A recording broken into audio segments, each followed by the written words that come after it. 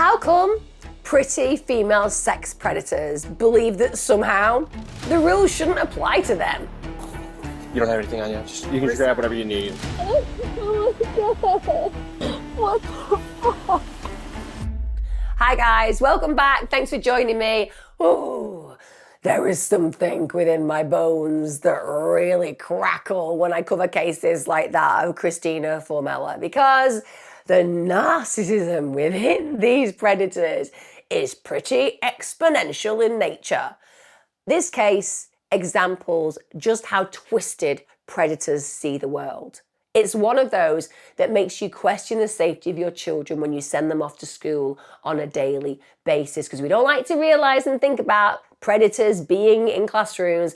But believe me, it feels that more and more and more we are covering cases not just of male predators, but of female predators who, to all intents and purposes, appear so dreamy and lovely, but are actually dark within. Now, before we dive into today's true crime case, I want to address the messages I've been getting from you, because I've talked on my channel before about Tester Up, and quite a few of you have got in touch and said, Emma, I have just been paid for playing a game on my phone. Is this supposed to happen?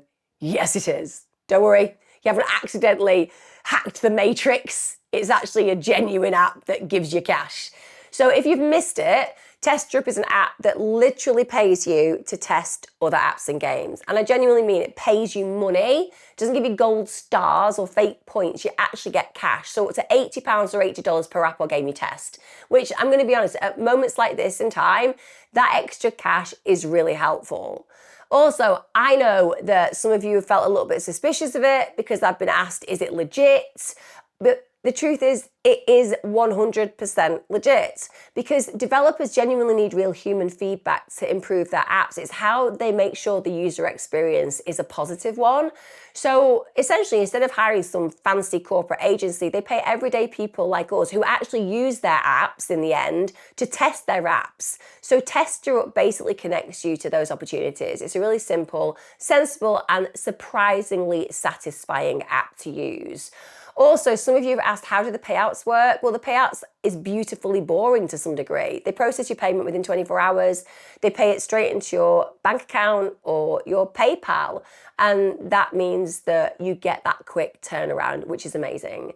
Now, Tester Up actually has over 3 million users. It's got a 4.1 rating on Trustpilot. So it's clearly not just us enjoying that extra cash. Now, to get this app, if you're watching on your TV or PC, scan the QR code that's on the screen right now, the very obvious one that's staring at you. And if you're watching on the phone, you can tap my specific link in the description or the pinned comment. It's as simple as that. Why not start earning now?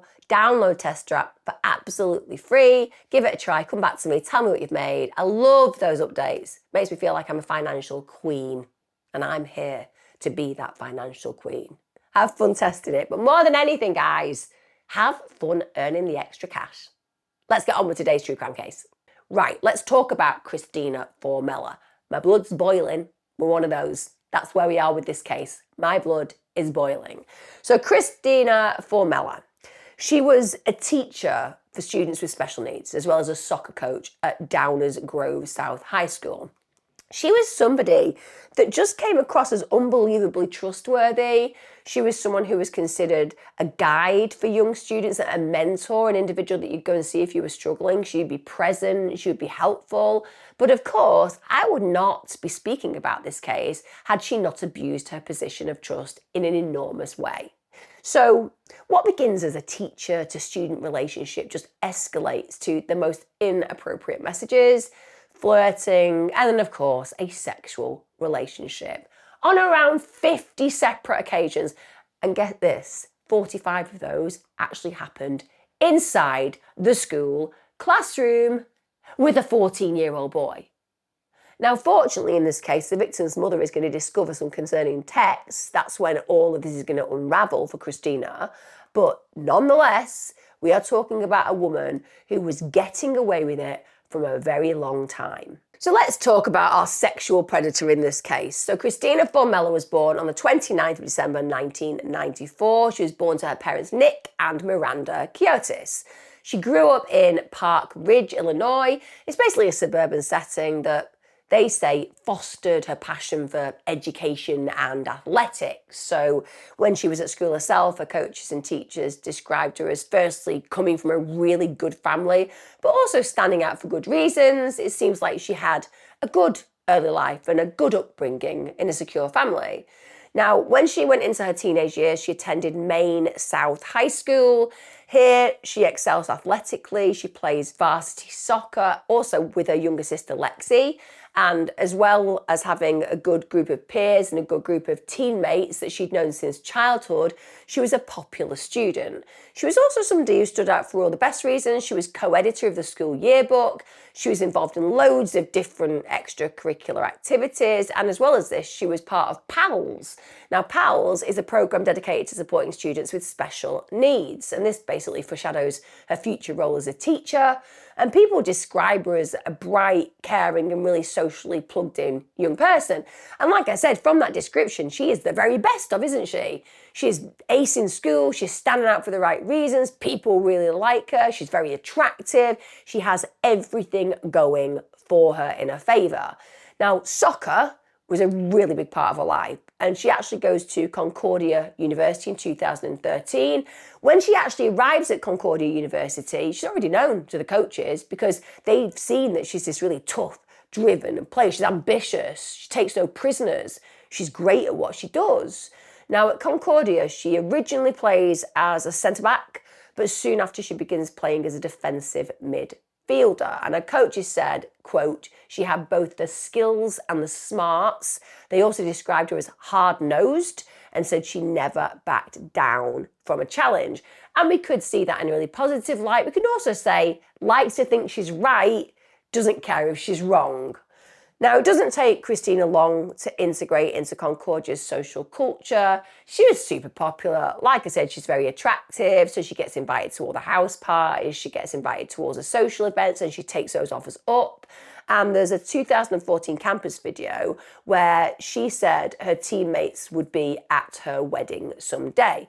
So she's literally casting down into the future. She imagines that she's still going to have her mates with her when she gets married. And ironically, it's during that year of 2014 that she meets the person who will become her husband. So a guy called Michael Formella. This is when he first lays his eyes on her, so to speak. So Michael notices her at a baseball game at Concordia University in Chicago, and he later said when he was entering the gym, instead of looking for an empty seat, he just couldn't take his eyes off Christina.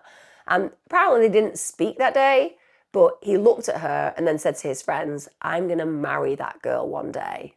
Just going to say, sometimes those instant decisions are things we need to really reconsider.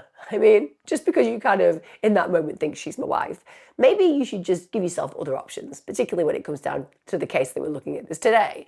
Now, fast forward to 2016, this is 2 years later, and they meet again at one of the famous Concordia baseball house parties. And shall we say, with the help of some friends, they end up getting introduced, they start talking, they're playing a drinking game at that point, and from then on, apparently hadn't gone a day without each other since, although clearly some of those days she was sharing with somebody else, shall we say. Apparently they were just typical college sweethearts, nothing outlandish to say about who they were as a couple. Now, by 2017, Christina's completed a degree. She's got the degree in special education, and she'd also obtained her teaching license with a middle school language arts endorsement. So as we'd expect, after she's qualified, she then goes to take her first job, and that happens at Highland Middle School. At that school, she actually worked two roles, one as a special education teacher and the other as a soccer coach. Then in 2020, she secured a position at Downers Grove South High School, and here she was responsible for teaching special education. Now, some outlets that I've looked at during my research have kind of really gone to emphasise that she was assigned specifically to vulnerable students in that department. But bear in mind, she has got those specialisms, and as she was growing up, she was involved in that PALS exercise. So she is somebody who obviously vocationally wants to work with more vulnerable students. And I suppose her intention, maybe when she was going to do that, was for admirable reasons. But understandably, those admirable reasons absolutely disintegrate after she starts doing this. She's also coaching both the boys and girls soccer team the year after she starts that job. So understandably, she has regular contact with loads of different students. And the people who work with her They just thought she was really reliable, she was super friendly, she was deeply committed. And some of her students and the teachers that she worked with would actually refer to her as coming across as one of the most caring teachers they'd had. So this is universal. People really like her. But again, that is because we hate the idea of believing that predators are amongst us. It's really challenging to think that these smiling assassins exist. So it's almost like complete surprise when somebody can be pretty and caring and amenable and likable and still be a dark and deviant human being.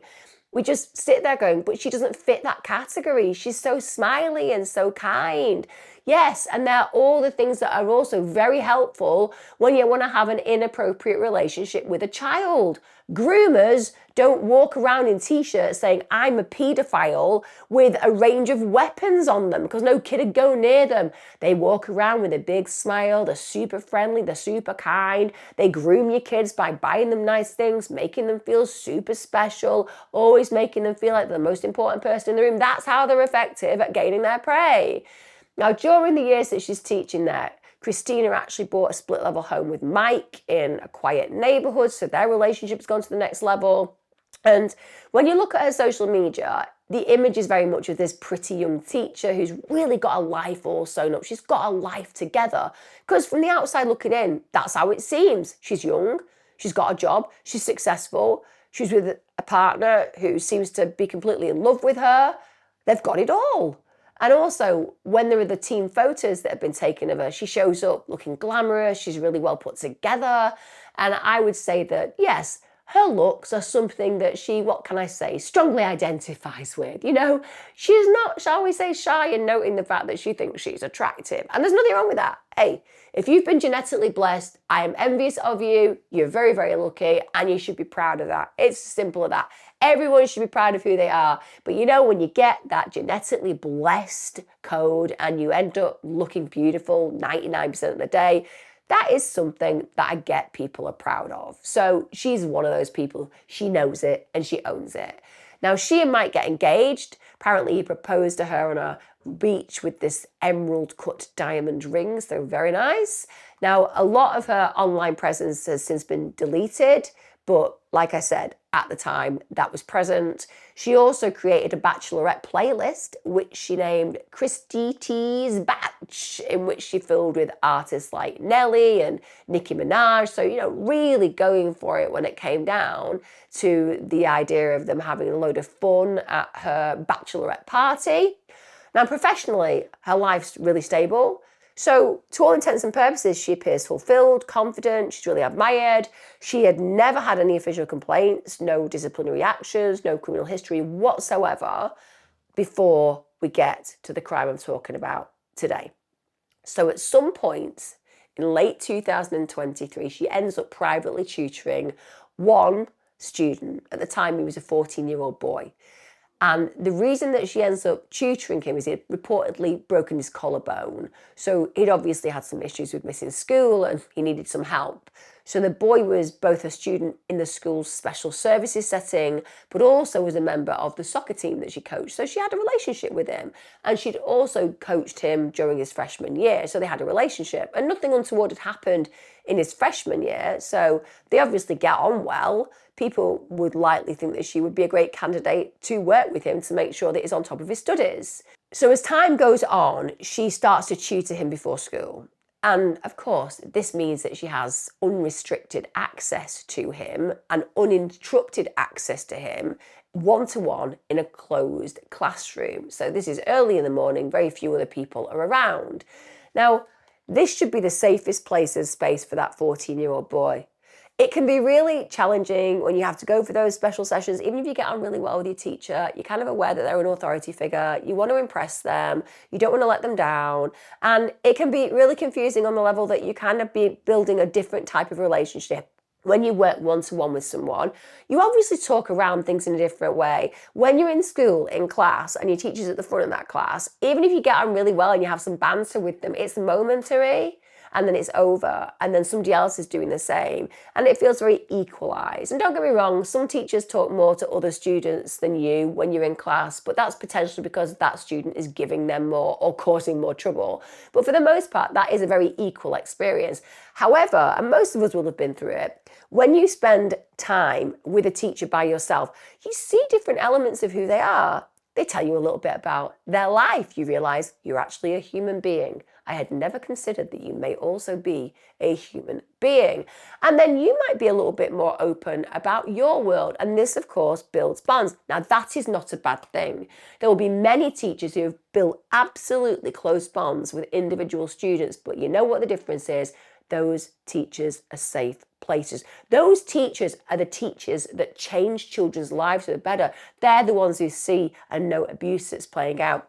They're the ones who take extra time to spend time with that child to help figure out what's going on in their home life.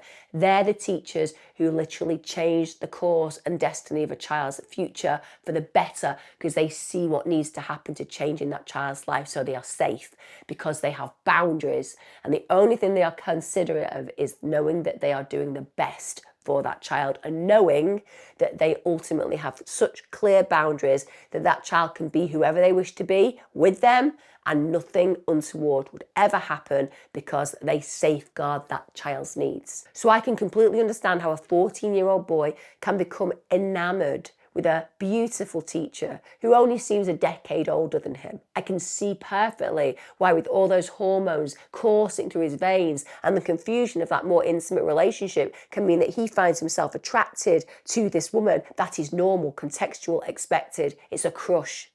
But the deal is, as the adult, you have your boundaries clear, and you close down any efforts by that child to become more intimate with you. And should they, you make it clear why that's not acceptable, but you also do that compassionately, and you never allow yourself to breach those absolutely all-encompassing boundaries which are there to protect children. But she doesn't do that. She quickly blurs the boundaries between teacher and student. So first of all, she starts sending him flirtatious messages over a school messaging platform. What goes on in a teacher's mind to actually even think that that would be acceptable? Let's forget any other level. To actually put something flirtatious in a message to a 14-year-old boy. He's a kid. He's a little boy. He has no idea who he's becoming yet. He's not going to be sexually experienced. He's not going to have the authority that she will have, certainly the life experience that she will have. And to send him flirtatious messages is going to absolutely confuse him on every single level. Sure, he'll be excited by it. Sure, he'll feel special, but boy, he'll feel really confused, because school is about learning. It's not about relationships of a sexual nature with teachers. That becomes a very strange space to inhabit. She also goes as far as giving him her number, allegedly so they can, quote, play a mobile game together. Again, when you are doing this as an adult, you are grooming the child. You know, we can call it whichever way we want to make it seem more palatable. Oh, you know, she was just trying to be caring for him. She just wanted to connect with him in a different way. A mobile game that they can play together would do that. No, she's grooming him. This is stage 1 from the 101 manual of paedophiles. And the victim, he later actually described how their communication became more and more personal. So just shifting from that teacher to student relationship to something way more intimate. The messages between them, they actually began long before any of the allegations that I'm talking about today emerged, because she takes time grooming him. Why? Well, you want to make sure that your victim isn't going to talk to other people. So you might get into trouble with a bit of flirtatious language in text messages. You might get into trouble playing a game with a kid that you're going to be tutoring. But if it's not gone physical, it might just mean that the trouble you get into is not permanent and going to affect your career in a very negative way. It might, but for the most part, you could probably just give excuses and maybe get a warning. So she takes a long time when it comes down to grooming him. They're actually texting constantly between January and October of 2023. That's the long time. But during that period, this is when prosecutors say that also the sexual relationship begins. Now, the assistant state's attorneys initially indicated that the first sexual encounter happened around December of 2023. However, the state's attorney's office, they noted in the charging documents that the sexual abuse dated as far back as January 2023, when the boy was actually just 14 years of age.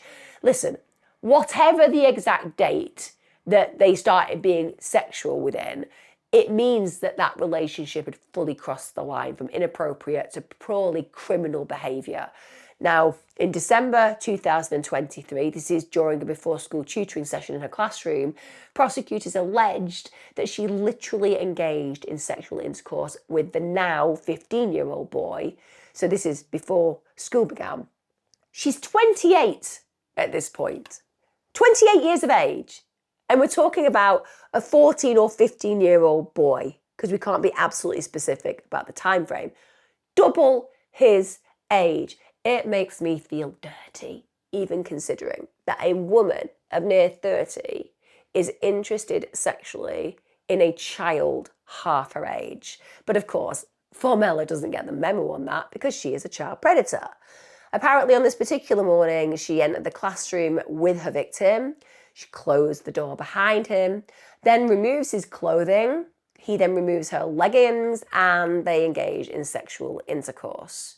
But we're not talking about a one-off encounter, although that is obviously rape of the highest degree, but it's not an occasion that is recognised by the teacher who's abused her trust as something wildly inappropriate. Does she backtrack? Does she apologise? Does she say, oh my God, I can't believe I've done this? Of course she doesn't.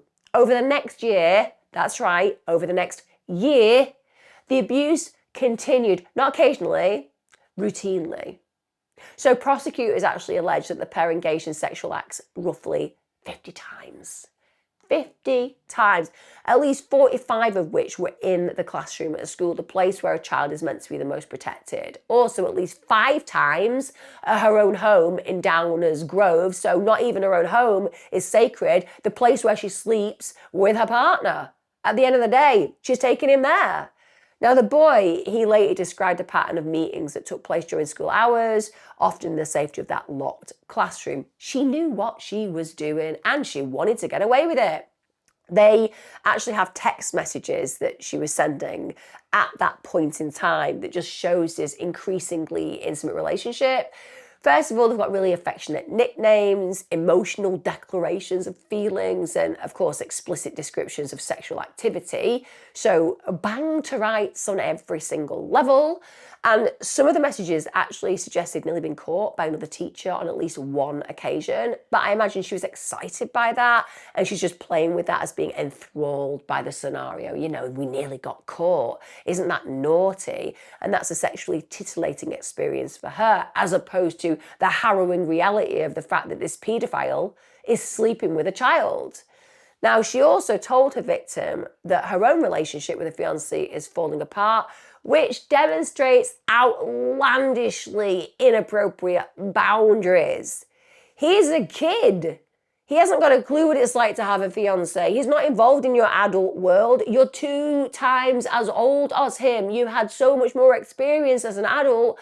He ain't meant to be sharing space with you and your emotional disturbance regarding your current relationship. He knows that you're engaged and yet you're having sex with him. That's confusing enough for him. He also is told by her that her fiancé is cheating on her with her best friend. Just going to throw it out there. Maybe get a different best friend. You know, if you think it's cheating on you with your best mate, time for a new best mate. But again, what's she doing here? She's trying to make her victim feel sorry for her. Oh no, your man's cheating on you with your best friend. You must feel so lonely. Oh, I must protect you. I must care for you. I will love you in a way that you wish to be loved. That's manipulation. That's pure and simple manipulation. She also suggests to her victim that she didn't intend to stay married with Mike, while also telling him, of course, about how he's uniquely special to her. So, you know, I'm not really going to stay with Mike. I actually don't want to be with him. And by the way, you're the person that means more to me than anyone else in the world. Imagine how confused this 15-15-year-old boy is. Now, in August 2024, despite the fact that she's got issues in a relationship, her fiance's cheating on her with her best friend, that she doesn't really see a future with her partner Mike, in spite of this, she travels to Italy, I kid you not, and marries her long-term boyfriend Michael. I am going to leave my fiance, but not before I go to Italy with my family and marry him. It was a venue in the sun of the Amalfi Coast. Let me tell you, I love Italy. I go a lot. That is not a cheap place to get married. She also wore this floor-length gown, Hotel Santa Caterina. It's a luxury venue. It's got a Michelin-starred restaurant. Now, I'm going to throw it out to the vast majority of you out there. I don't think that most of us go to Michelin-star restaurants. Do you? I am not somebody on a Saturday night who's like, oh, I'm just going to go through the Michelin guide and see how many Michelin restaurants are in my area. That is none. I live in an area with no Michelin star restaurants. So let me tell you, if I am booking a holiday, if it says it's got a Michelin star restaurant, I ain't going to look further because I know that the price tag ain't going to be in my price area. But you can see, this has been planned. Off she goes, getting married to her fiancé. And during this particular delightful ceremony, after that night, when she's going to the evening do, she changes into this tight white mini dress for the after party, which was another Instagram ready moment. Of course it is, because she thinks she's gorgeous and she's going to show the world that.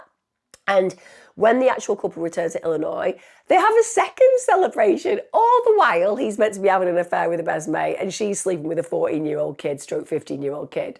This is absolutely off the chart when it comes down to deplorable. They actually had a pool party, and at that pool party, they jumped into the water in coordinated white outfits as guests cheered. None of those guests realizing that they were celebrating a paedophile. But even during that honeymoon, even during that absolutely beautiful trip that most of us would dream of, prosecutors say she was still communicating with a teenager. And how horrible for that kid. He has given himself to her in so many different ways. He must be going through so much confusion, so much emotional disturbance. He's watching this woman that he might think he's in love with getting married to another guy. And then all the things that he's been told by her about just how important he is, how special he is, how she doesn't really love a partner, that's going to be causing him distress because he's going to be thinking, is she telling me the truth or am I being played? And this detail, this communication with him, that actually became part of the argument that the sexual relationship wasn't just sexual, it was actually deep, emotional, inappropriate, and manipulative as well. I mean, I think it's hard to exchange the two of them. I think manipulation plays in on an emotional level to all sexual relationships where kids are concerned with teachers or adult predators. But I understand the prosecutors are heading home that idea of this boy was fully committed to this relationship at this point, and she was playing with his emotions on a range of levels, psychologically, emotionally, and socially.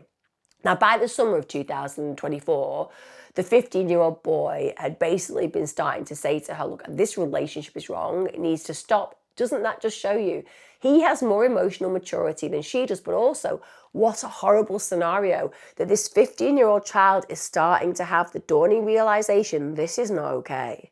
So now he's starting to see himself as a potential victim, and that is devastating for a 15-year-old boy. To actually sit there in the headlights and to look at yourself fully in that mirror and think to yourself, my God, I have been played. I have been used by this woman that was meant to protect me. Now, the sexual contact does indeed stop sometime around August or September, but the emotional connection actually did stop. Now, let's fast forward to mid-March of 2025 when this really does finally and thankfully start to unravel. Now, bear in mind, as I've said, the relationship's ended at this point, but she is about to be exposed. Don't you just love a little bit of divine intervention? Because that boy had remained tight-lipped. How many victims out there remain tight-lipped? The majority. It's really sad. It's really true. It's the worst, really, because victims feel like they owe something to their perpetrators so often. Some of you listening to me right now, you are this person I'm talking about. You're the person who was molested as a kid and you never told anyone about it. Not because you're a fool, Not because you're complicit in the abuse, not because you enjoyed it. I'll tell you why. Because you feel you will betray the person who at that point was nice to you. You'll see how grotesque in the cool light of day as an adult what happened to you is, but you still have that lingering loyalty to the person who was kind to you, who bought you nice things, who said you were special, who made you feel like the most important person in the world. And even though you've got trauma, even though you've got collateral damage, even though it's impacted on so many of your relationships, both present and past, the idea of telling the truth to the authorities about what that person did to you is almost impossible to conceive of because you feel that you would betray them. That's exactly what predators want. They put you in a prison of this emotional blackmail where somehow, even though they've done deplorable things to you, you feel responsible and you don't want to break their heart by betraying them, even though as an adult you realize that's what you should do. You are still caught in that victim's cage. So often it takes you meeting someone or going through therapy or actually realizing with the help of others that you are a victim before you can ever actually take action. And if that's resonating with you now, that's because you need and deserve to take action. Because when you do that, you can create healing. And boy, do victims need to heal. So this divine intervention occurs. The victim's phone's been broken. His mum, being a wonderful mother, she goes and gets him a new one. She then logs into his iCloud account to restore his data, and she sees a message thread. And she sees that thread is between her beautiful boy and a phone number she immediately recognises as belonging to his former teacher and coach. And then she sees it. The messages that reference sexual activity and that clearly depicted a romantic and physical relationship between the two of them. Some of the actual texts include this. Victim says, "I love you so much, Mama Formella." Response, "I love you so much, baby. Even though this morning was short, it was perfect." Victim, "I know, baby, it was perfect, so perfect." Another text read from her, "I love having sex with you." To which the boy replied, "I know, baby, I love it so much. It feels so good. It's so passionate. It's so intimate. It's so perfect." I mean, can somebody please bring me a bucket? Because I wish to projectile vomit into it. This is a 28-year-old professional speaking to a child. Speaking to a child as if that child is their equal, as if that child is as experienced and qualified as they are. That is how delusional this perpetrator is. Now, the boy's mother is understandably mortified beyond belief. She confronts her son, but even in that moment where really he should just confess what's happened, he basically tries to protect his teacher. He says that yes, it happened, but only on one occasion in December. But of course, that's not going to be something that his mother's like, "Oh, okay then, it only happened once that you had sex with your teacher." Clearly, she's going to act on this. So shortly after she and her son go to the Downers Grove Police Department to report her, this was on March the 16th of 2025. And you can imagine they're going to act immediately because she's betrayed trust of the highest level. And they literally have it in text form that this is real.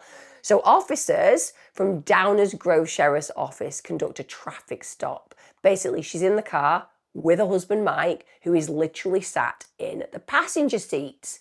Now, when they approach a car, she genuinely looks like she's confused as to why she's being approached. She looks she's trying to process what's going on. She doesn't really understand why they're there. She's speechless because, hey, she's done nothing wrong, right? That's the mindset of this predator right now. And believe me, this is so consistently aligned with predators because, hey, they didn't do anything wrong. They just had a relationship. Okay, yeah, the relationship's with a minor, but it was just a relationship. Yeah, I didn't really mean to harm them, even though they've massively harmed them. Yeah, but you know what I mean. I was just attracted to them. They were attracted to me. It's just a normal human reaction. That's the way they think. That's the way they think. That's why she's speechless and confused. Because how can such a pretty girl like me, who's such a good human being, how could I ever be taken seriously as a predator? Now, her husband, he's got no idea what has been going on behind his back. Now, his face is blurred out in the footage, but you can imagine he is totally blindsided that two police vehicles have pulled up to arrest his wife, the wife that he thinks has done nothing wrong. Now, they take her around the back of the vehicle. He remains seated in the car. and they explain that they have an ongoing investigation. He doesn't actually say at this point to her what the investigation is about. You would imagine that she would have, I don't know, some light bulbs going above her head. Oh, could it be that I've been abusing a child? You'd imagine that something would be registering, but it's like it really isn't registering at all. And she also has the absolute gall to protest being put in handcuffs, saying she's willing to go with him.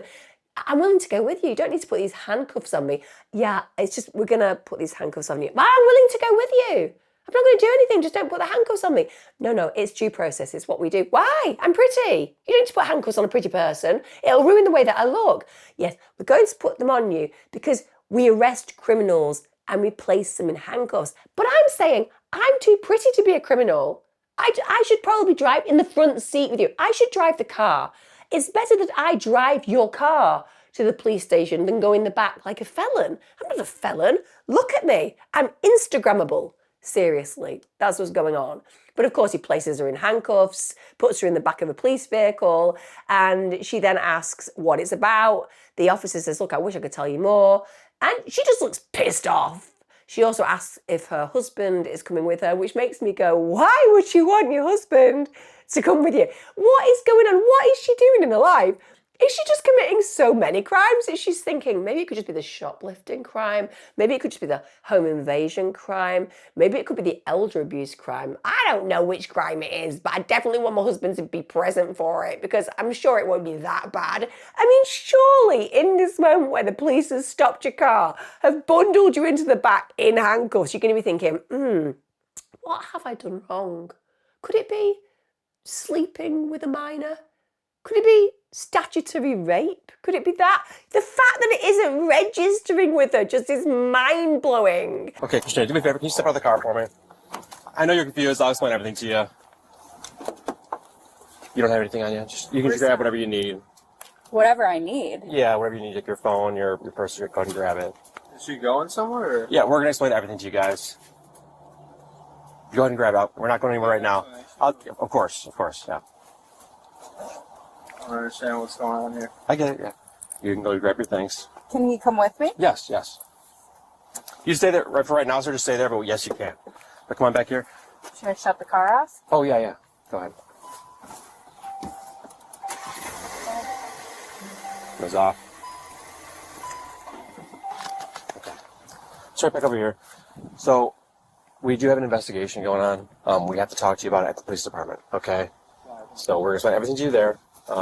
It's not my investigation. I don't know the full details. We do have to bring you there, though, okay? So I do have to put you in handcuffs and bring you to the police department. Just a down stroke. Handcuffs? Yes, unfortunately, yes. I'm like willing to go with you. I get it, yeah. Unfortunately, we have to do it that way. So do me a favor. We just take this off. Can I ask you what? Of course, yeah. It's not, like I said, it's not my investigation. Obviously, we're here for a reason. So go ahead and turn around for me. I get it. You have a lot of questions. So scared. Yeah, everything's okay. We just need to talk to you at the police department. That's all. Nothing else on your pocket right now? Anything else? My phone. Just your phone? Here. Okay. Okay. All right, we're going to sit in the back of this car. On the other side. Once you get to the police department, you'll talk to the detective and he'll explain everything to you. But you can't even give me like an idea. At the moment, what this is about? other than that it's an investigation, that's all I can really tell you right now. I'm sorry. I wish I could tell you more. Excuse me, is my husband coming with? Yeah. He's taking his phone number down. We're staying in touch with him. We're just going to Downers Grove, so 10 minutes away. No, I know, but I really would prefer that my husband's with me.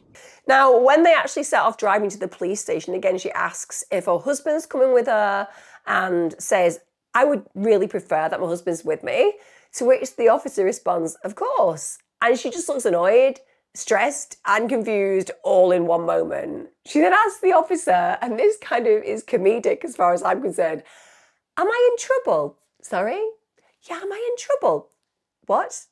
Am I in trouble? Yeah, you keep saying that, but what do you mean? Well, am I in trouble? Do you have any indication right now that you're in trouble? Well, I don't know. I'm in handcuffs in the back of a police car. And what would that suggest to you? Well, it would suggest that I'm in trouble. You know what I mean? Of course you're in trouble. You're in handcuffs in the back of a police car. Now, once she's taken into custody, the detectives begin questioning her. And during the interview, she denies everything. It gets funnier. It's like, you've been sleeping with one of your teenage students. No, I haven't. No, you have. We've literally got evidence. No, I haven't. I haven't done it. I haven't done it. Well, we've literally got evidence. Well, I'm saying you have evidence, but the evidence is incorrect. But it's literally evidence that we've got, which indicates that you are 100% guilty. And I am saying, look at me. I'm far too beautiful to be guilty of anything. So she claims, listen, the only reason I am being targeted, the only reason I'm in this station right now is because I'm good looking. Sorry. Look, right, this is a really serious case. I appreciate this is a really serious case. And obviously my thoughts are with the victim because, boy, that is a victim of the highest level because they have been manipulated by this person who is so narcissistic. It must be dripping through the screen right now, but come on. Can you, in any way, shape or form, imagine yourself ever sitting in front of police officers when you are being accused of a very serious crime and saying, listen, the reason I'm here is because I'm too good looking? I mean, literally, who would say that? She also says that aside from being, of course, just so genetically blessed that she shouldn't even be in that station, that she's also just a good person who cared too much about the boy. Yeah, you know what? You did care too much about the boy. That's why the boy became your victim. At the end of the day, no, she's just ethereal, isn't she? Look how beautiful I am. And look how much I care. The fact that my care extends into raping children is just because I'm such a caring person. She also has the absolute gall to call the boy a stalker. Not just a stalker, but some kind of tech phone genius. Apparently he'd accessed a phone, sent himself explicit messages, I kid you not. And Formella claimed that during class, she had left her phone unattended. The boy had grabbed it. He then put in her passcode. How did he know that? Just knows a passcode. This kid has genuinely been stalking her very effectively. And then he sent those messages to himself. God knows where she was at this moment in time, leaving her phone unattended and a time period where he can do all these things. But then deleted it from her phone and saved them onto his own to use as blackmail. Which, of course, there's going to be evidence of, isn't there? Because if she's being blackmailed because of these images, well, hell, she must have the messages which indicate that blackmail, which clearly don't exist. You know, if you're going to come up with a really sorry story and alibi, at least have your ducks in a row, because they're clearly going to say, where's the blackmail messages? She also said that the sexual messages were never hers. So, you know, these sexual messages, never mind. No, but they're literally from your phone, never mind. But you're saying that he accessed your phone at one point and did these things. Yes, he did that. But what about all the other messages that are different time frames? Wasn't me. I feel right now like if there was a song to define you, it would be Shaggy, It Wasn't Me. Yeah, that's what I'm saying. That's exactly it. It wasn't me. Obviously, this makes no sense whatsoever. Now, when they forensically search her phone, well, detectives just happen to uncover a significant volume of massively incriminating material, including even more explicit text messages. My goodness, this boy must have been a really effective stalker to keep finding her phone, keep accessing, keep sending these explicit messages, and her not being aware of it.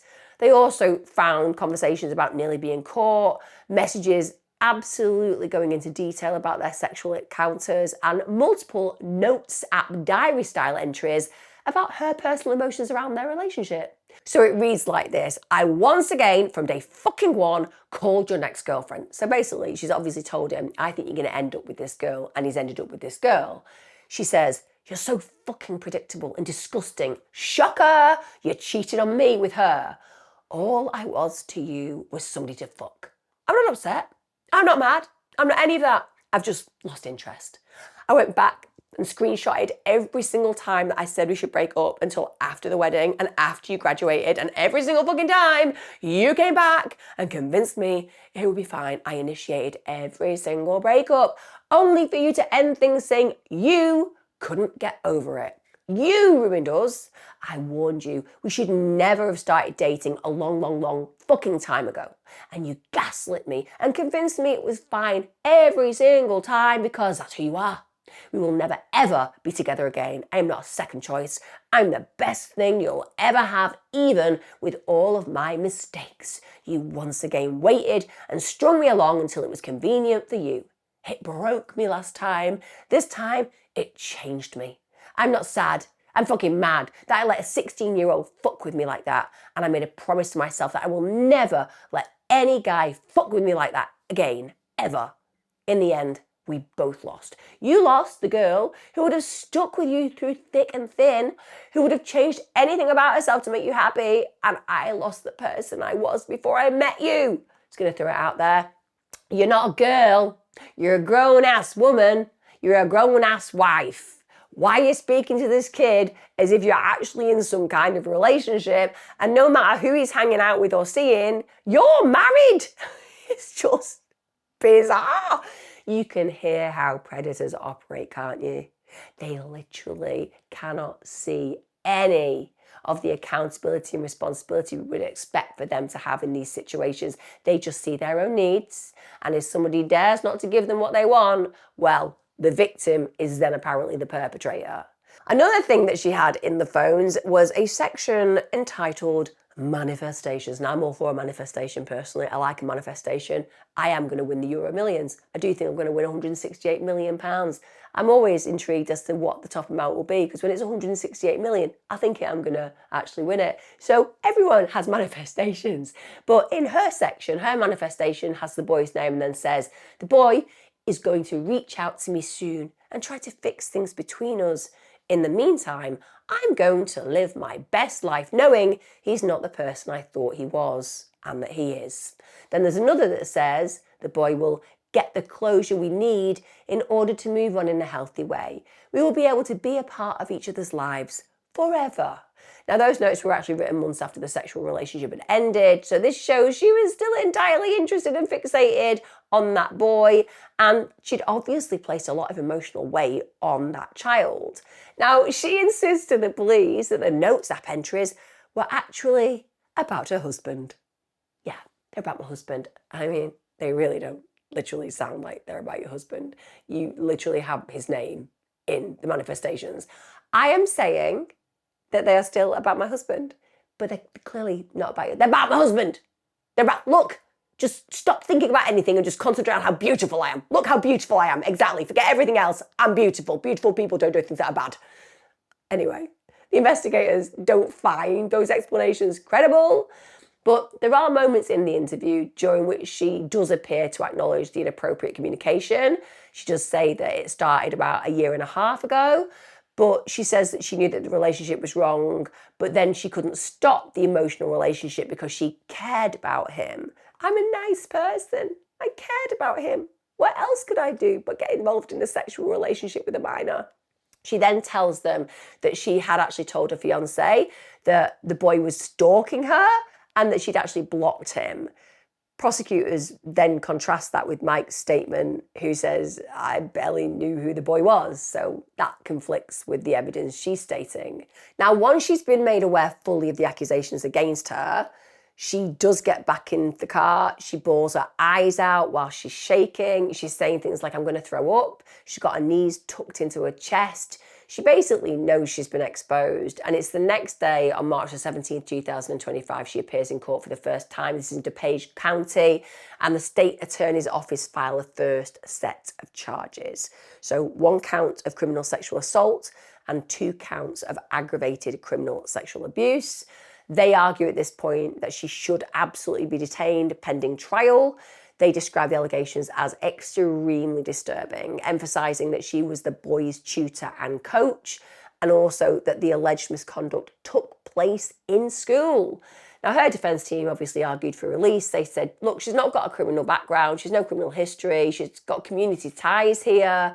The judge denied the prosecution's request and did release her with strict conditions. So the conditions were that she had to wear a GPS monitor, she had to avoid the victim, she had to avoid all minors, she also had to stay away from Downers Grove South High School. Now, that same day, the school district understandably sent out a message to all the families of students at the school acknowledging the arrest.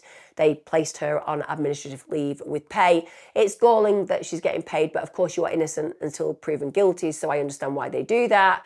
They also emphasise their commitment to supporting students and also cooperating fully with the investigation. The school principal, Arwen Lip, wrote in the message to parents, "We are devastated and our community is reeling. An adult has been charged with the most serious of violations and trust has been broken. Our team is here to support students who are impacted by this terrible news." Now, on April the 14th, 2025, she returned to court. She stood before Judge Mia McPherson and she formally entered a plea of not guilty, which is very surprising to me, but she's going not guilty. Now, cameras, they were barred from the courtroom by order of the judge. They said that the media's main interest was in satisfying the, quote, salacious appetite of a certain segment of the population. Really? Would that salacious appetite include all of us? Because I'd like to see her in court. Why can she not be filmed in court when we see a ton of other people filmed in court? This just sparks and pangs of some kind of gender bias where somehow we're meant to see her in a less salacious fashion apparently than we would see a male in this situation. Maybe it's not about salacious. Maybe it's about grotesque. You're right. Maybe she is a little bit of a ghoul when it comes down to our mindset around her. And we want to watch that ghoul in court. We want to see her suffer like her victim's going to suffer. Maybe you should have allowed the cameras in court because, yes, all of us would have watched. Not because we are titillated by this content. We are horrified by it. And we have a right to feel horrified by it because she has breached and broken every core part and tenet of who she is meant to be as a teacher. Now, the charges remained of those 3 original felonies I've covered, and the next hearing was set for June. However, on April the 17th, this is 3 days after her plea, the 15-year-old victim went for a formal forensic interview. This was at the DuPage County Children's Advocacy Centre. Now, during this particular interview, he just started to describe a way more extensive pattern of behaviour than what had originally been reported. So he basically starts to tell the true story. He says, look, my relationship with my teacher didn't begin in December of 2023. It began nearly a year earlier in January 2023 when I was just 14. He also tells them that the sexual encounters continued into August or September of 2024. He described roughly 50 incidents, with many of them happening inside the school building itself. He provided details of the locations, the circumstances, the emotional interactions, and the investigators review his electronic devices again and are able to uncover a large volume of messages absolutely 100% consistent with what he had told them. So on the 20th of May 2025, prosecutors take the case before a grand jury. The grand jury votes to file a sealed indictment containing and charging Formella with an additional 52 counts. That brings the total counts to 55. These included 20 new counts of criminal sexual assault, 20 counts of aggravated criminal sexual abuse, 6 counts of indecent solicitation of a child, and 6 counts of grooming. So on the 17th of June 2025, when Formella walks into the courtroom, she's expecting a status hearing, but instead, the prosecutors unseal the indictment and read out the new charges. The prosecutors laid out their narrative, telling Judge McPherson that the evidence consists of hundreds, if not thousands, of text messages. They describe the notes app memoir found on Formella's phone, which they describe as an emotionally charged collection of entities and entries addressed to the teenager expressing jealousy, possessiveness, affection, anger, and also those references to sexual activity. Now, the Assistant State's Attorney, Jacqueline McAndrew, tells the judge that Formella knew what she was doing was wrong. And she characterises the teacher as unbelievably conniving and unbelievably controlling. Amen to that.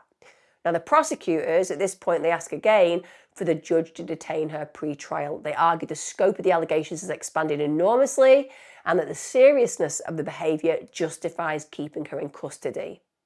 Judge McPherson once again, however, denies that petition. She says, look, these allegations are horrifying in nature. They're also shocking. But she says that the legal standard for detention had not been met. I am surprised by that. But as I've dug deep into it, we know that this is an allegation against one teacher, one student scenario. So it's not as though she has been proven to be a danger to lots of other people. I would imagine that's why they allow her to walk free to some degree at this point, although obviously on tag and with monitoring. Now, on the same day, the Illinois State Board of Education, they issued a formal order confirming that Formella had voluntarily surrendered a teaching license. So under Illinois law, that surrender is basically treated as a revocation, and the superintendent orders reciprocal notifications to other states, ensuring that she can't seek employment as an educator elsewhere. Now, on the 2nd of July 2025, 2 weeks later, Formella appears again in DuPage County Court. This time, her husband's beside her. Honestly, he must be a really supportive guy. Or maybe he's just been manipulated to believe that what is in front of his eyes might be untrue. Because I'm just going to throw it out there. I would not be stood beside my husband if he'd been accused of these things. In fact, my husband would need protection from me. But anyway, there he is. Now, as part of her monitoring, Formella is barred from entering a 5,000-foot radius of the teenager's home and his school. Her defense team bizarrely argued that the buffer zone is excessive, said it made it ineffective for her to be able to live in her own hometown. Well, you know what? Go and live somewhere else, you massive child predator. Apparently, the teenager's various locations overlap with her personal geography. So they asked the court to reduce the exclusion zone to 2,500 feet. But the prosecutors rightfully strongly opposed the request. Unfortunately, a judge did maintain the 5,000-foot zone is essential for the teenager's sense of safety. I mean, my God. Of course, it should make her life difficult and not the student's life difficult. But I think she was probably there looking at herself going, look at my hair, look at my pretty face. At the end of the day, I'm not a predator. Just let me have less problems in my own life as opposed to less problems in the victim's life. You know, it just speaks of that narcissism again. Now, on the 4th of August 2025, she attended another brief status hearing. And at this point, discovery is continuing. There's been no other significant changes. There is a new date that's been set for autumn. So currently she remains on GPS monitoring with the same bond conditions. On the 14th of October 2025, she's returned for yet another status conference, but again, no major motions have been argued, no trial date has been announced, and no change has been made to those release conditions. Court observers note that the defence appears to be preparing for a prolonged pre-trial period, while prosecutors continue reviewing electronic evidence and witness statements. So as of the end of 2025 so far, the legal proceedings remain ongoing. Formella maintains her plea of not guilty because, I don't know, she's hoping some kind of fairy's going to swift down and make everything go away. No trial, as I said, has taken place. We know that her professional licence remains revoked and her career has effectively been terminated. But let me tell you, if convicted of all her charges, Formella could face up to 60 years in prison. She is currently reported to be staying with her parents while her marital home is listed for sale. But one thing that seems to still stand is that her marriage is still going strong to some degree. He is supporting her through the court process. I don't know whether that's just to try to help her out. I don't know whether maybe he's thinking, I'm going to leave her at some point. Maybe he just wants to give her a united front because it looks better for her in court. I would say personally, I think it looks pretty bad for him. Unless he genuinely 100% believes that she's innocent, and maybe she is massively manipulative, maybe she is able to pull the wool over his eyes, but I don't know how long that's going to last when they bring out in court all the information they've got, which seems pretty damning. Now, understandably, this case has gained mass attention. That's why I'm covering it today, because I've heard about it. So tabloids like New York Post and Daily Mail, they have run a lot of sensational coverage. The New York Post published 11 stories in less than 1 month, and on TikTok and other platforms, creators with millions of followers have dissected the case, talking about what the teacher wore, the mugshot appearance, her husband, the alleged texts and the school's reputation, etc. And I think a lot have focused on, yes, the crime, but also on her appearance. you know, her social media presence, her marriage, the glamorous teacher image. In fact, on Reddit, some comments have ranged from understandable outrage, disgust, and rightful advocacy for the victim, which is absolutely where I am in this. But some people have said things like, lucky kid, which is just absolutely disgusting and underestimates the impact of what happens in these child abuse cases. And quite a few have outlined double standards in how female teachers who've been accused of sexual misconduct, they're treated in the media by their appearance as opposed to the moral judgment that we should have for them. Others have critiqued how the school district responded regarding how the high school placed her on paid administrative leave after the allegations became public. But again, I understand that because you are innocent until proven guilty. What I will tell you is time and time again, I cover these cases where these female predators seem to get looked at on a case-by-case basis, looks-wise. She looks so nice. If it looks good, it must be good. That kind of bias plays out so many times in our day. I promise you, when you look at certain things, you make quick snap judgments based on your survival mechanism. If it looks good, it must be good. That's the way we operate, and it works well for us on the whole. Just think about it in this context. If you look at a piece of meat and it's got mold on it, and you see another piece of meat and it's not got mold on it, you're going to go for the one that's not moldy. It's an instinctual, immediate decision. It looks better. So people like her are challenging for most of us because you think, she looks so nice. Is she really capable of these kind of heinous crimes? And that's going to be a challenge for a jury, and that's going to be a challenge for a judge. Let's hope that they come down with the full weight of the law, because that victim, that 14-year-old child who's been raped, the only empathy, the only sympathy that should be afforded is absolutely levied towards him. I hope in the future he realizes that, right, he was not lucky. So those forums that talk about that are diabolical. I hope he realizes that the confusion that he's felt is because he's been manipulated. I hope he realizes that down the line he will be able to trust other authority figures, because this is what we see with children, particularly males in these circumstances. They never feel they can trust anyone again. I hope he gets the help that he deserves. He's clearly got a loving mother. And let's just hope that the community rallies around him, the victim, as opposed to her, the paedophile perpetrator. Like I said, innocent until proven guilty. Let's see how this one plays out, guys. See you again soon. Look after yourself. Be safe.